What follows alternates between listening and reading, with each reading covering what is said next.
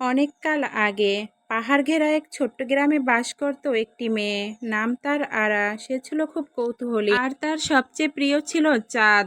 প্রতি রাতে সে আকাশের দিকে তাকিয়ে ভাবতো চাঁদের ওপারে কি আছে। এক রাতে তার ঘরে এক অদ্ভুত আলো ছড়িয়ে পড়ে। জানালার ওপাশে এক সাদা পাখি দাঁড়িয়ে। পাখিটি তাকে বলছে, আরা, তোমাকে চাঁদের রাজ্যে ডাকছে। যদি সাহস থাকে তাহলে তুমি আমার পিঠে চড়ে এসো।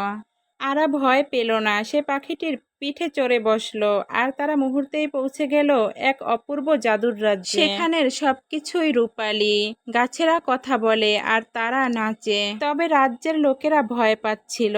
তারা বলল, আমাদের রানী নিখোঁজ আর দিন দিন চাঁদের আলো মলিন হচ্ছে।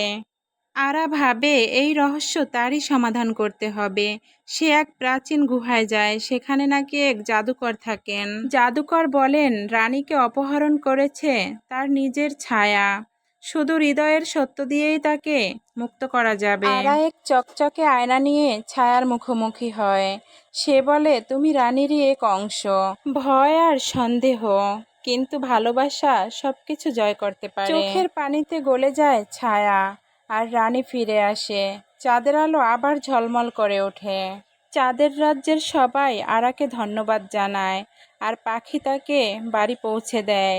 পরদিন সকালে আরা দেখে এক রূপালী পালক তার জানালায়।